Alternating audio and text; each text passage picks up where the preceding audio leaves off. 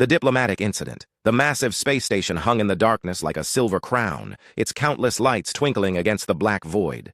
Ambassador Elena Vasquez pressed her face to the small window of the transport ship and watched as they approached the Galactic Council's main headquarters. After 3 years of negotiations, humanity had finally earned the right to join the Council as junior members. Today would mark a new chapter in human history. Elena adjusted her formal diplomatic uniform and checked her appearance one last time. She was a small woman with kind brown eyes and graying hair pulled back in a neat bun. Her face carried the gentle lines of someone who smiled often and meant it. At 52 years old, she had spent the last 15 years as Earth's top diplomatic representative to alien species. Before that, her file simply listed military service without details. The docking bay doors hissed open, and Elena stepped onto the station with measured confidence. The air smelled different here, cleaner somehow, with a faint metallic tang that reminded her of hospitals. Alien beings of various shapes and sizes moved through the corridors with purpose. Some walked on 2 legs like humans, others slithered or floated. A few had too many arms or eyes that glowed in the dim lighting. "Ambassador Vasquez?" called a voice behind her. Elena turned to see a tall, thin creature with blue-gray skin and 4 arms approaching. This was Diplomat Irene, her assigned guide, for the ceremony. "Welcome to Station Kepler. The Council is eager to meet with your species officially." Elena smiled warmly. "Thank you, Irene. I'm honored to be here representing humanity. We're looking forward to peaceful cooperation with all Council members." As they walked through the winding corridors, Irene explained the day's schedule. First would be the formal introduction ceremony in the Grand Chamber, where Elena would present humanity's credentials to the 12-member species. Then there would be a reception with individual meetings planned throughout the week. The Grand Chamber was enormous, with a domed ceiling that showed a perfect view of the stars outside. 12 raised platforms surrounded a central speaking area, each one occupied by representatives from different alien species. Elena recognized most of them from her briefing materials: the aquatic Thessians with their bubble-like breathing apparatus, the insect-like Valdorians with their clicking mandibles, and the plant-based Sylvans who communicated through color changes in their leaves. But her attention was drawn to the largest platform, where the Krillian representatives sat. They were impressive beings, nearly 8 feet tall with thick armored skin and fierce yellow eyes.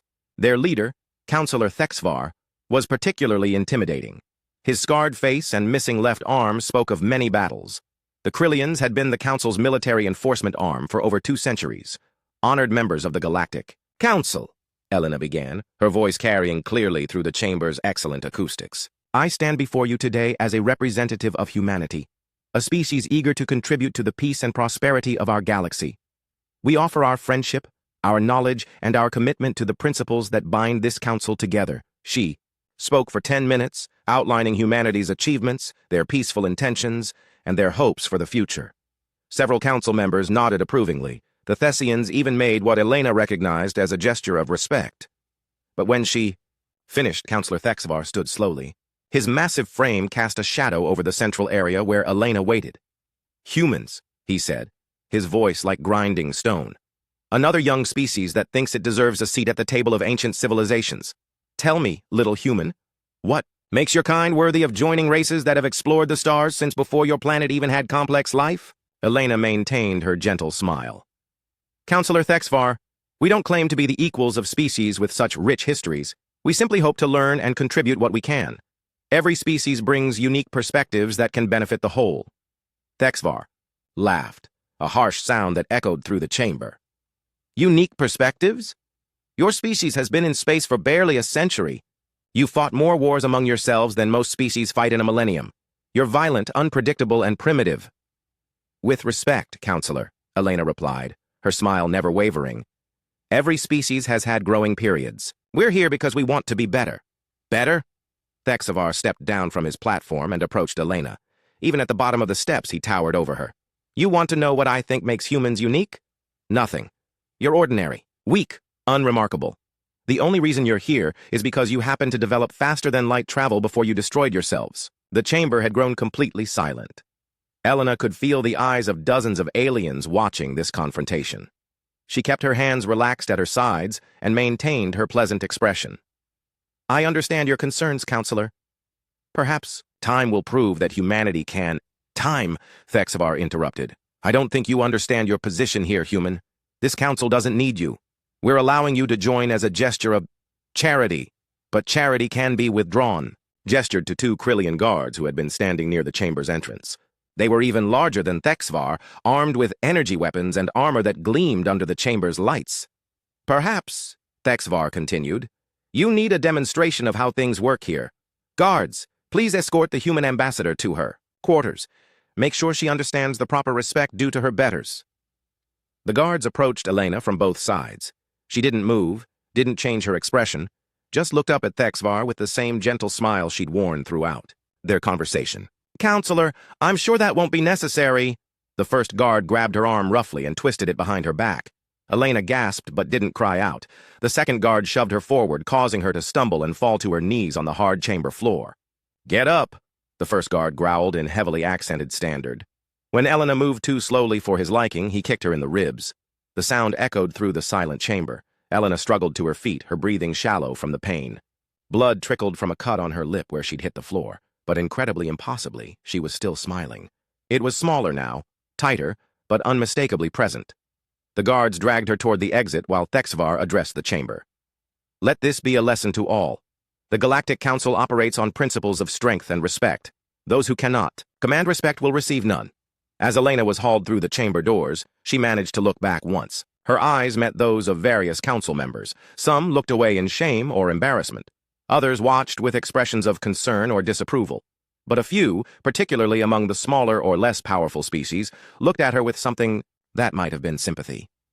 The guards dragged Elena through several corridors before throwing her into a small detention cell in the station's security section.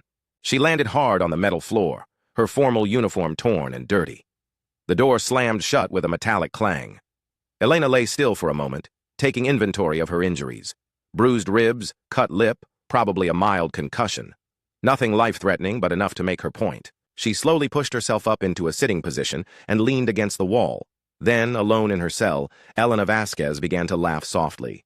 It wasn't the bitter laugh of defeat or the hysterical giggle of someone in shock. It was the quiet, amused chuckle of someone who had just watched their opponent make a very serious mistake. She wiped the blood from her lip with the back of her hand and settled in to wait. There would be medical attention soon. Even the Krillians weren't stupid enough to let a foreign ambassador die in their custody. And after that, there would be communications to make and arrangements to finalize. Elena's smile returned, wider and warmer than before. Counselor Thexvar had just taught her something very valuable about how the Galactic Council really operated. Now it was time for her to return the favor and teach him something about humanity. The lesson was going to be unforgettable, the quiet response. The medical bay on Station Kepler was clean and efficient, designed to treat the various biological needs of dozens of different species. Elena Vasquez lay on a treatment bed while Dr. Catherine, a six-armed Valdorian medic, carefully tended to her injuries. The doctor's mandibles clicked softly as she worked, a sign of concentration in her species. "The bruising around your ribs is extensive," Dr. Catherine said through her translator device. "You also have a mild concussion and several cuts that required sealing. You should rest for at least 3 days." Elena smiled up at the doctor. "Thank you for your care, Dr. Catherine. You've been very kind."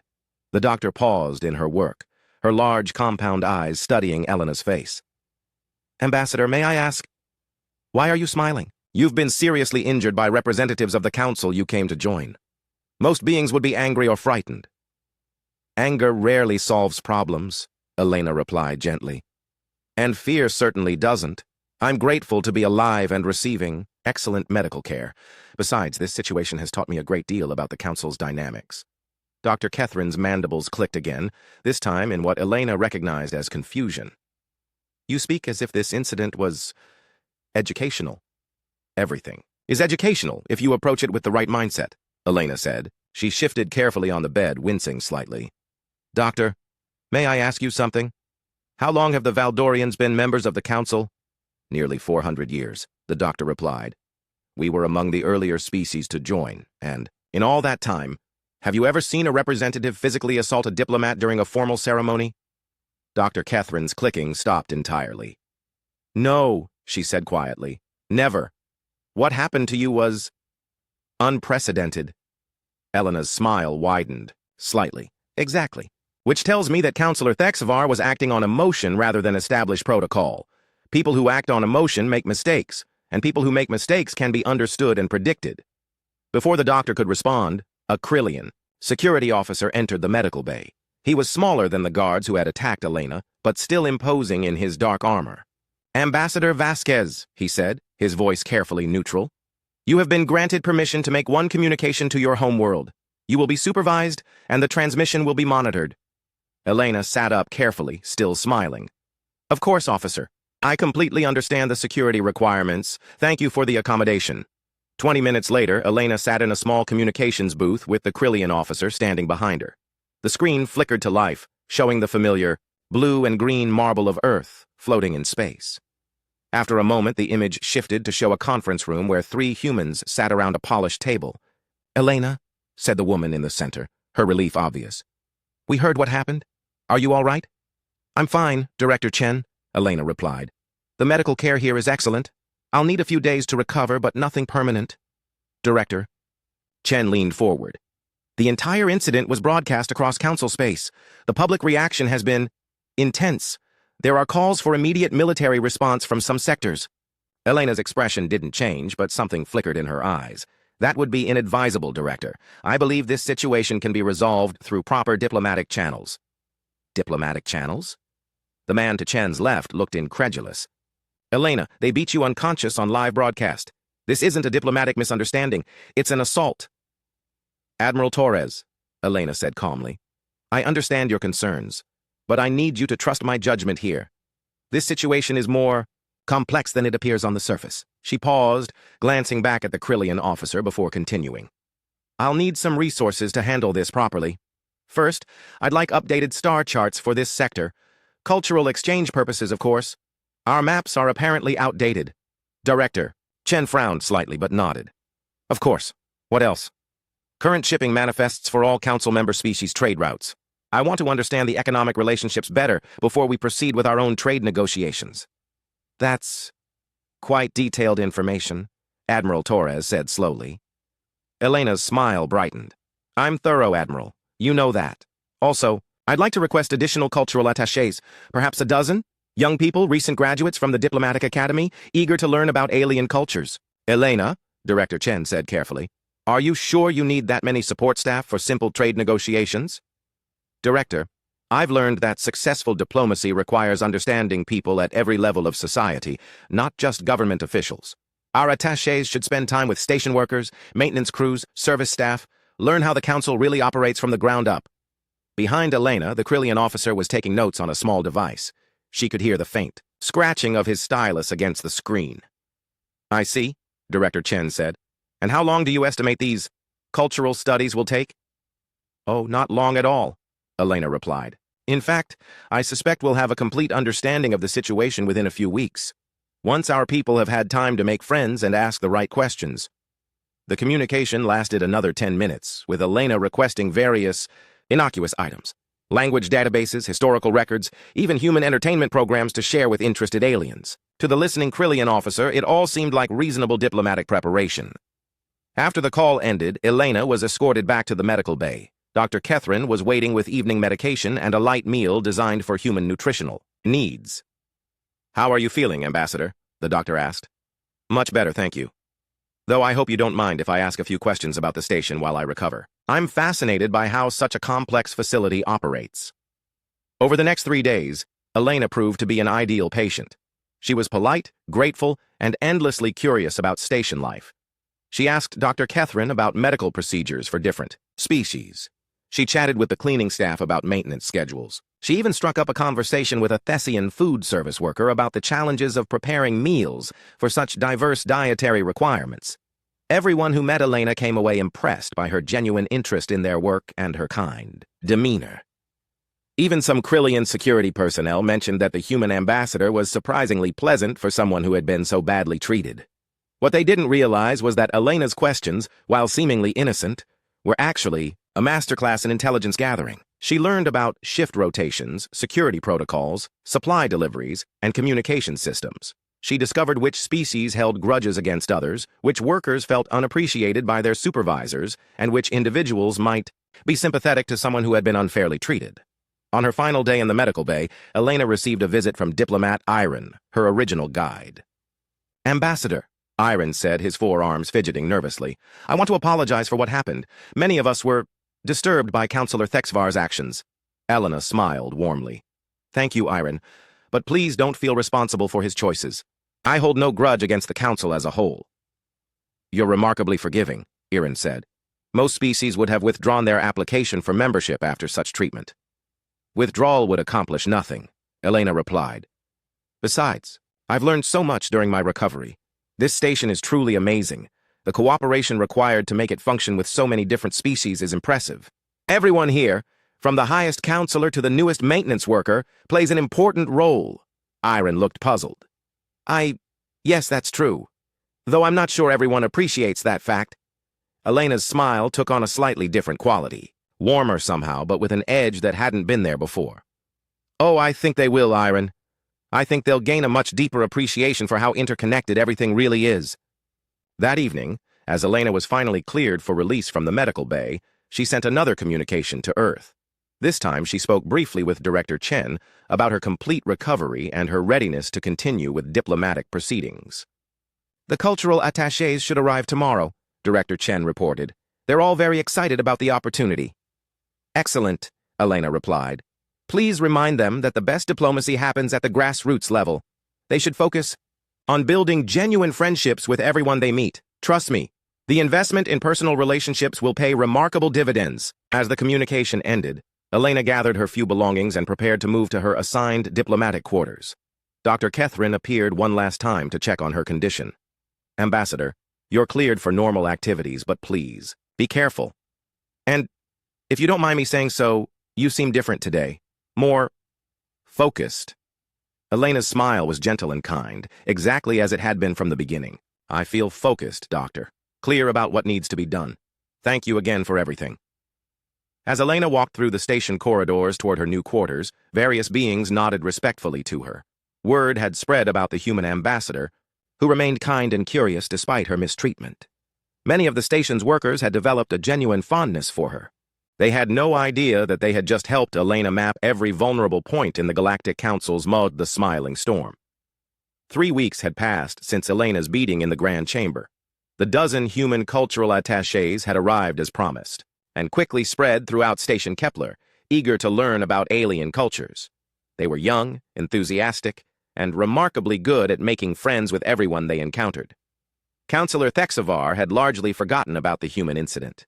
The Krillian military leader was focused on more important matters, like the ongoing territorial dispute with the Arcturus Confederacy and the upcoming vote on expanding Council military patrols.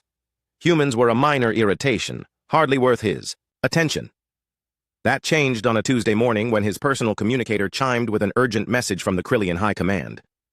"Counselor Thexvar," the voice crackled through subspace. "We have a situation at the Vega 7 supply depot." Thexvar set down his morning nutrition supplement and activated the full holographic display. The image of General Korthak appeared, the old warrior's scarred face grim with concern. "What kind of situation, General?" "Complete loss of our ammunition stockpile. Every plasma charge, every photon torpedo, every kinetic round, all of it launched into the system's primary star 3 hours ago." Thexvar stood slowly, his massive frame casting shadows across the room. "What do you mean, launched? By whom?" "That's the problem, sir. Our investigation shows it was triggered by the depot's own automated systems. Someone accessed the launch sequences using proper authorization codes and safety overrides. But according to our records, no one with that level of access was anywhere near the facility. Computer malfunction?" General Korthak shook his head. "The systems ran a complete diagnostic after the incident. Everything checks out perfectly. Too perfectly, if you ask me. It's like someone who understood our systems better than we do programmed the entire sequence to look like a routine transfer operation." Thexvar's yellow eyes narrowed. "How much did we lose?" "Approximately 40% of our strategic reserves for this sector. It'll take 6 months to replace everything at considerable cost." "Sir, there's something else. The launch sequence was initiated exactly 72 hours and 14 minutes after the authorization codes were changed." "Meaning?"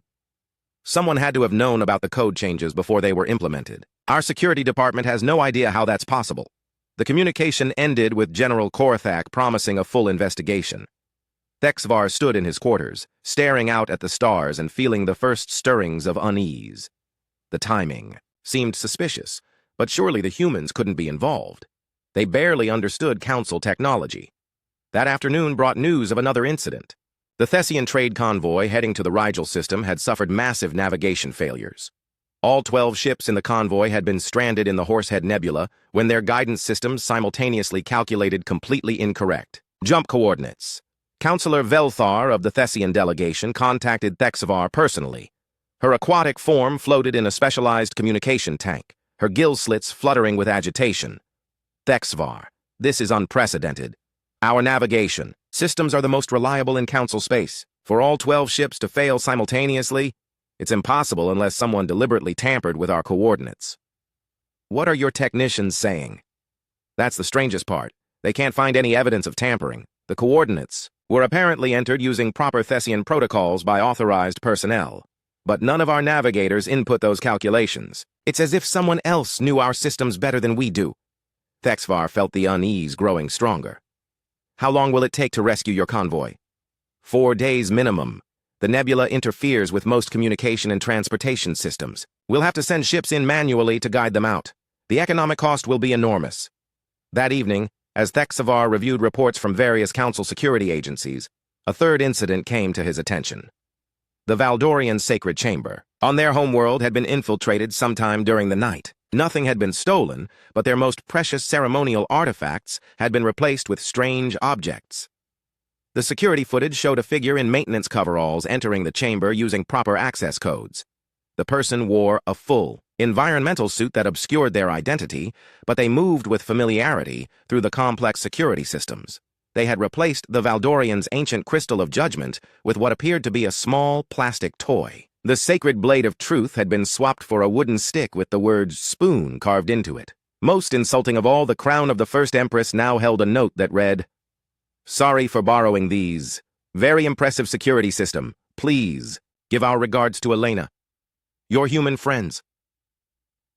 Thexvar stared at the security report, his powerful hands clenching into fists. The Valdorians were outraged beyond measure. Their most sacred site had been treated like a practical joke, and somehow, humans were involved. But how? The Valdorian homeworld was 47 light-years from Station Kepler. No human ships had been detected in their system.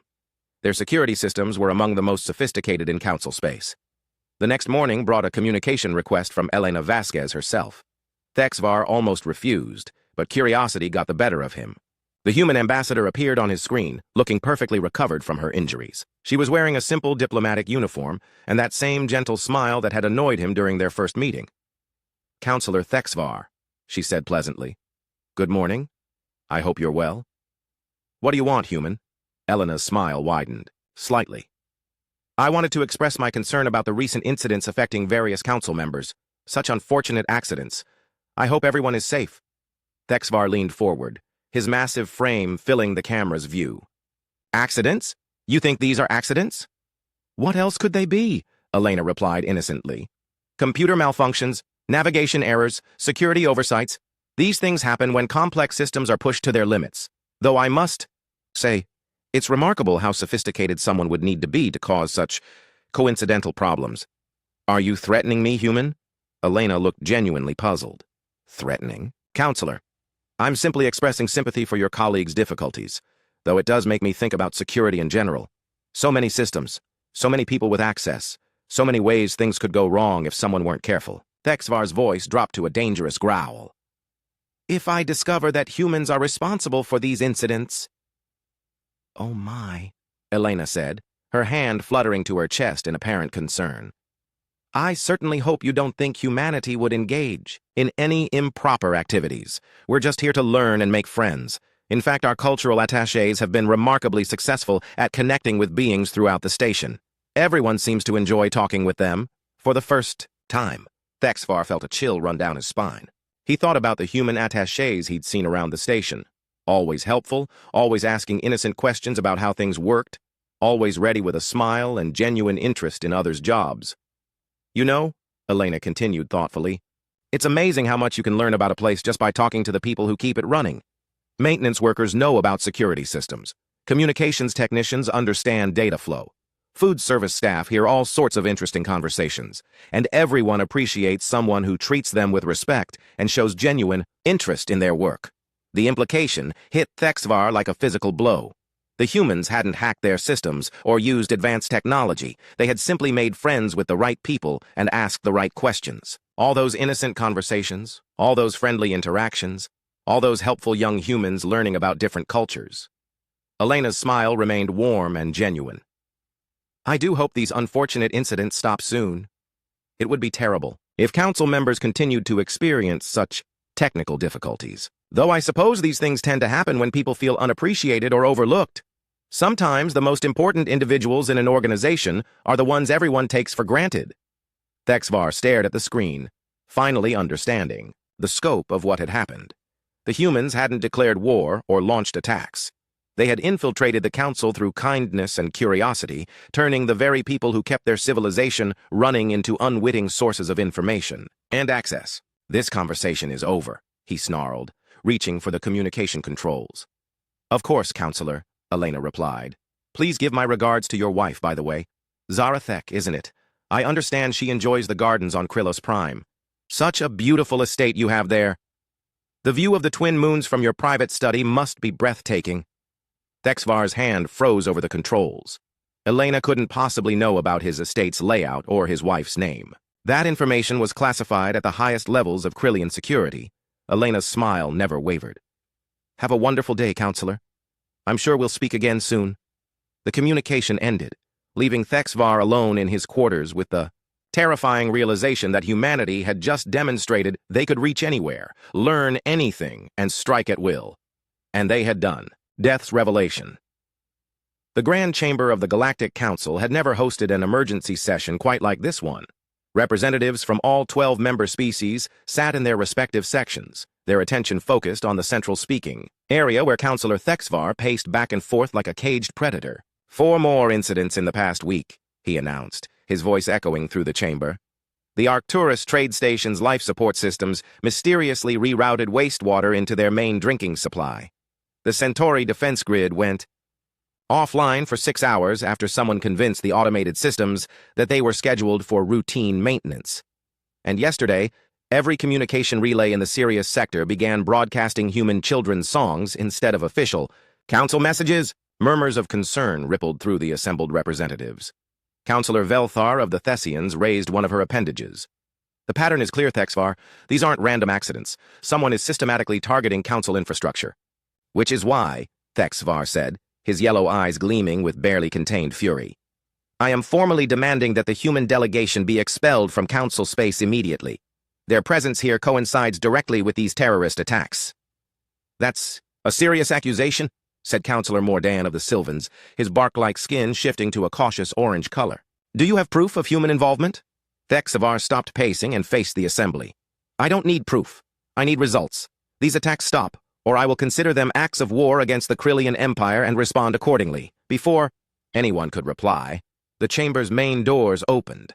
Elena Vasquez walked in alone, wearing a simple blue diplomatic uniform. The scars from her beating 3 weeks earlier were still faintly visible on her face, but her expression was as calm and pleasant as ever. She moved to the central speaking area with measured steps. Honorable members of the council, she said, her voice carrying clearly through the chamber. I understand there are concerns about recent incidents throughout council space. I've requested this hearing to address these matters directly. Thexvar towered over her, his massive frame casting a shadow across the speaking area. You've requested nothing, human. You're here because I demanded answers. Where is your evidence that humanity isn't responsible for these attacks? Elena smiled up at him with genuine warmth. Counselor, I appreciate your directness, but I think the more interesting question is, how would humanity even be capable of such sophisticated operations?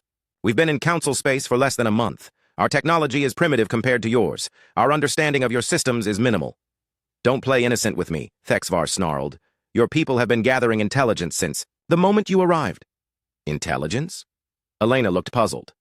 We've been learning about your cultures, yes. Making friends, asking questions, showing interest in how your societies function.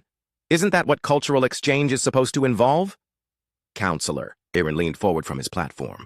Ambassador Vasquez, some of the incidents required access to highly classified information. Security codes, system layouts, personal details that should be impossible for outsiders to obtain. Elena nodded thoughtfully. That does sound challenging. Tell me, Counselor Irin, who typically has access to such information? Security personnel, senior administrators, system technicians? And who maintains your systems? Who cleans your facilities? Who prepares your food and handles your communications? Elena's tone remained conversational, but something in her eyes had sharpened. Who are the thousands of beings who keep your civilization running while you focus on the important work of governance? The chamber fell silent. Several representatives shifted uncomfortably in their seats. Elena continued, her voice still pleasant. In my 3 weeks of recovery, I had the opportunity to meet many of the beings who work on this station. Maintenance technician Kextar, who's been keeping the life support systems running for 12 years without a single commendation. Communications operator Zilneth, who works double shifts because her department is understaffed and underfunded. Food service coordinator Jorvin, who somehow manages to prepare nutritionally appropriate meals for dozens of different species on a budget that barely covers basic ingredients. She turned slowly, addressing different sections of the chamber. These individuals know more about how the council really operates than most of you do. They understand the systems because they maintain them. They know the schedules because they work around them. They have access because someone has to do the actual work. Counselor Thexvar's eyes narrowed dangerously. What are you saying, human? I'm saying that your security isn't being compromised by advanced technology or sophisticated hacking. It's being undermined by the simple fact that you've forgotten the most basic rule of any organization. The people who feel valued and respected will protect you, while those who feel ignored and unappreciated might not. Elena reached into her diplomatic pouch and withdrew a small data pad. For instance, Counselor Thexvar, did you know that your personal security codes are changed every 72 hours by the same Valdorian technician who's been doing that job for 8 years? Her name is Kivara. She has 2 children and a sick parent on the homeworld. She's been requesting a transfer to be closer to her family for 3 years, but her requests keep getting lost in bureaucratic processing. Thexvar's face went pale. How do you... Or Counselor Velthar, Elena continued, consulting her datapad. Your navigation systems are maintained by a team of 6 Thessian engineers led by Navtech Prindal. He designed most of the improvements to your jump calculations over the past decade, but he's never been promoted or recognized for his contributions. He still holds the same rank he had 15 years ago. She looked up at the Thessian representative. Prindal is bitter about that. He's especially frustrated that his innovative work gets credited to his supervisor, who doesn't understand the technical details but receives all the recognition. The chamber was deadly quiet now. Elena's pleasant smile never wavered as she continued. The Valdorian Sacred Chamber's security system was designed by junior engineer Tolvek. He built in several undocumented access methods in case of emergencies, but he never shared those with his superiors because they treated him like he was incompetent. When he retired last year, he took that knowledge with him. He now works as a private consultant and feels no particular loyalty to the religious hierarchy that dismissed his talents for decades. Elena closed the datapad and looked around the chamber. Shall I continue? I have detailed information about security vulnerabilities, access procedures, and personnel issues for every member species. Not because humanity has some advanced intelligence operation, but because we did something radical. We treated these people like they mattered. Counselor Mordan's bark had shifted to a deep purple indicating shock. You're saying our own people provided this information willingly? I'm saying that when someone shows genuine interest in your work, asks about your challenges, and treats you with respect, you tend to share things. When someone listens to your frustrations and acknowledges your contributions, you feel valued. And when you feel valued by someone, you want to help them. Elena's tone remained conversational, but her words carried weight. Your maintenance worker Kextar didn't know that the human asking about life support systems was gathering intelligence. He just thought someone finally cared about the important work he does. Engineer Prindal didn't realize his complaints about navigation protocols would be used against you. He was just happy to find someone who understood and appreciated his technical expertise. Thexvar stepped closer to Elena, his massive frame trembling with rage. You manipulated them. You used their emotions against them. No, Counselor. Elena replied calmly. We simply recognized their value. We saw them as individuals worthy of respect rather than invisible cogs in a machine. The information they shared wasn't extracted through manipulation. It was offered freely by people who felt appreciated for the first time in years. She paused, looking directly at Thexvar. The real question is, why didn't you know about these vulnerabilities? Why didn't you know that your most critical personnel were dissatisfied and ignored? Why did it take outsiders less than a month to identify problems that have existed in your organization for years? The chamber erupted in heated discussions as representatives began arguing among themselves. Some called for increased security measures. Others demanded investigations into personnel management. A few suggested that the real problem wasn't human intelligence gathering, but council leadership failures. Elena waited patiently for the noise to die down before speaking again. Honorable councilors, I want to be clear about something. Humanity didn't attack your systems or sabotage your operations. We simply demonstrated how vulnerable you are to people who understand the importance of treating everyone with dignity and respect. She gestured toward the viewing ports where stars twinkled in the darkness. Out there in the galaxy, there are species far more advanced than humanity. Some of them might not be as benevolent as we are. If we could map your vulnerabilities in 3 weeks using nothing but kindness and curiosity, imagine what a truly hostile species could accomplish. Thexvar's voice was barely controlled. Are the price of arrogance? The silence in the Grand Chamber stretched for nearly a full minute. Representatives from 12 species stared at the small human woman standing calmly in the center of the speaking area. Elena Vasquez maintained her gentle smile, hands clasped behind her back, waiting patiently for someone to respond. Finally, Councillor Mordaunt of the Sylvans spoke, his bark-like skin shifting to a cautious yellow. Ambassador Vasquez, you've made some serious claims about council security and personnel management, but you still haven't addressed the central issue. These incidents were acts of sabotage, regardless of how the information was obtained. Elena nodded thoughtfully. You're absolutely right, Counselor. Someone did use that information to cause significant disruptions. The question is, who would have both the access to act on such detailed intelligence and the motivation to do so? Your people, obviously, Thexvar snarled. Human operatives using information gathered by your so-called cultural attachés. That's one possibility, Elena agreed, though I should point out that every incident involved beings with legitimate access using proper procedures. No humans were detected in any of the affected systems. No unauthorized personnel triggered any alarms. In fact, all evidence suggests the actions were taken by individuals who belonged exactly where they were. Councillor Velthar of the Thessians leaned forward in her aquatic tank. What are you implying? Elena's smile took on a slightly different quality, still warm, but with an edge that made several representatives shift uncomfortably. I'm suggesting that when people feel genuinely valued and appreciated, they become protective of those who treat them well. And when they feel ignored or dismissed by their current leadership, they might be more inclined to help someone who recognizes their worth. The implications of her words rippled through the chamber like a shockwave. Elena was suggesting that the council's own personnel had committed the acts of sabotage, not under coercion or manipulation, but out of genuine loyalty to the humans who had shown them respect. Impossible, Thexvar said, but his voice lacked its earlier conviction. Our people are loyal to the council. Your people are loyal to whoever treats them with dignity, Elena corrected. For most of them, that's been the council for their entire careers. But when someone new arrives and actually sees them as individuals rather than equipment, loyalties can shift.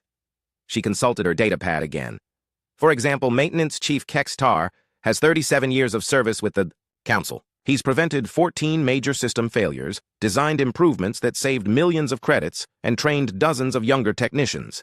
His personnel file lists his total commendations as 0.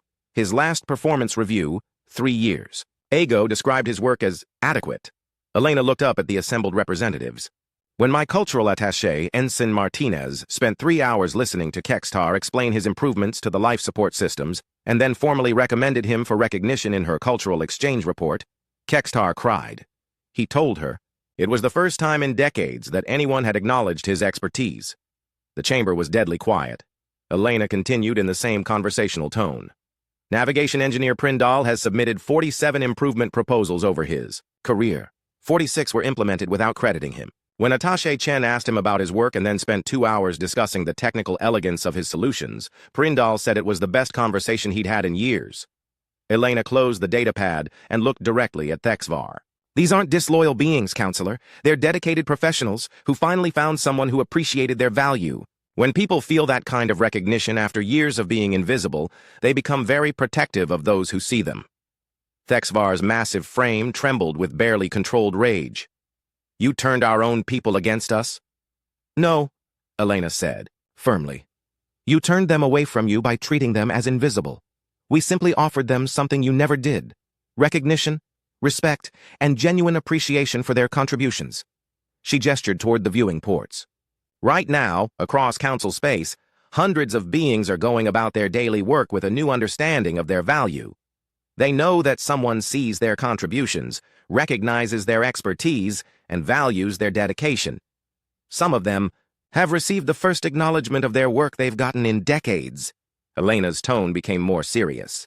Those beings now face a choice, Counselor Thexvar. They can continue working for an organization that treats them as replaceable equipment, or they can feel loyalty toward those who recognize them as valuable individuals. Which choice do you think they'll make? The threat was subtle but unmistakable. Elena wasn't just saying that humanity had identified vulnerabilities. She was implying that they had fundamentally changed the loyalty structure within Council operations. Counselor Iron stood slowly on his platform. Ambassador, surely you're not suggesting that our personnel would commit acts of treason based on appreciation? Elena's smile became genuinely warm. Oh, Counselor Iron, I would never suggest anything so crude as treason. I'm simply pointing out that when people feel valued, they become invested in the success of those who value them. And when they feel dismissed or ignored, they become less invested in protecting those who dismiss them. She paused, letting that sink in. For instance, right now, there are 17 different ways someone with standard maintenance access could disrupt this station's operations. 23 ways someone in communications could redirect or intercept official messages. 41 ways someone in food services could introduce substances that, while not harmful, would make consuming standard nutrition supplements rather unpleasant. Thexvar stepped closer to Elena, his yellow eyes blazing with fury. You're threatening us directly now. I'm educating you about your vulnerabilities, Elena replied calmly. And I'm offering you a choice. You can continue treating the beings who keep your civilization running as invisible and replaceable, knowing that they now understand their true value and have seen what appreciation looks like. Or you can begin treating them with the respect and recognition they deserve. She looked around the chamber, meeting the eyes of various representatives. Because I should mention that humanity's cultural exchange program has been remarkably successful. Our attachés have made friends throughout Council space. We've learned about art, science, engineering, history, and culture from hundreds of different beings. Many of them have expressed interest in visiting Earth or working with human organizations. The implication was clear. Humanity had built a network of relationships that spanned the entire Council structure. They had identified not just vulnerabilities, but potential allies and supporters at every level of government and infrastructure. Elena consulted her datapad one final time. Oh, and Counselor Thexvar, since you seemed interested in making threats earlier, I should probably mention that we've learned some fascinating things about your personal security arrangements. Thexvar's face went pale. What do you mean? Elena's smile brightened. Well, for instance, your estate on Krillos Prime is quite beautiful. The gardens your wife Zarathek tends are particularly impressive. She has excellent taste in flowering plants, though I understand she's been having some trouble with pests recently. How do you know about my wife's gardens? Your head groundskeeper, Velkoris, is quite proud of his work, Elena said cheerfully.